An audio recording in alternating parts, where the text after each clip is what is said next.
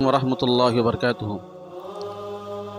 برادران اسلام، چونکہ ابھی ربیع الاول کا مہینہ چل رہا ہے، اس ماہ میں کثرت سے لوگ جگہ جگہ اللہ کا رسول صلی اللہ علیہ وسلم کی سیرت کے تعلق سے پروگرام کرتے ہیں۔ پروگرام دیکھیے ہونا بھی چاہیے، اسے کوئی شک نہیں ہے۔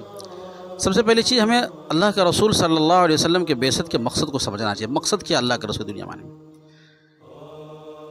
اس مقصد کو سمجھنے کے لیے آپ کو صحابہ کرام رضوان اللہ تعالی مجمعین کی زندگی کو پڑھنا پڑے گا۔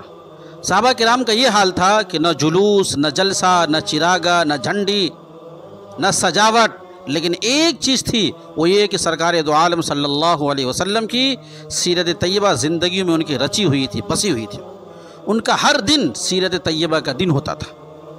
ہم لوگ صرف ربیع اول کو اس مہینے سے خاص کر لیتے ہیں، اللہ کا رسول صلی اللہ علیہ وسلم کے سیرت سے خاص کر لیتے ہیں۔ صحابہ کرام کا یہ تھا، ہر دن ان کا سیرت کا دن ہوتا تھا، ہر لمحہ سیرت طیبہ کا لمحہ ہوتا تھا۔ ان کا ہر لمحہ، ان کا ہر کام سیرت طیبہ کے مطابق ہوتا تھا۔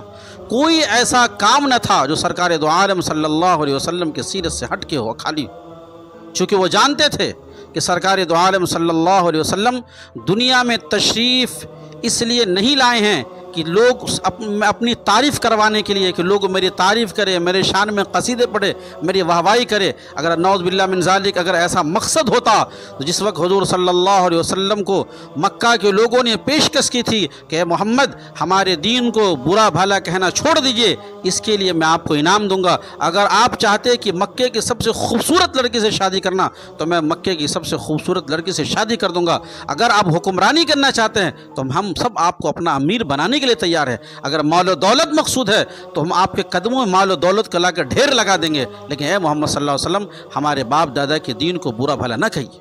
اللہ کے رسول صلی اللہ علیہ وسلم نے اس وقت کیا کہا تھا کہ تم میرے ایک ہاتھ میں سورج، ایک ہاتھ میں چاند لا کے رکھ دو گے تو میں جس دین کو لے کر کے آیا ہوں، جس مقصد کے لیے میں دنیا میں آیا ہوں، اس سے میں ہٹ نہیں سکتا۔ اس کو میں لوگوں کو بتاتا رہوں گا، سمجھاتا رہوں گا۔ تو اللہ کا رسول صلی اللہ علیہ وسلم کے بعثت کا مقصد تھا کہ لوگوں کو گمراہی کے دلدل سے نکالنا۔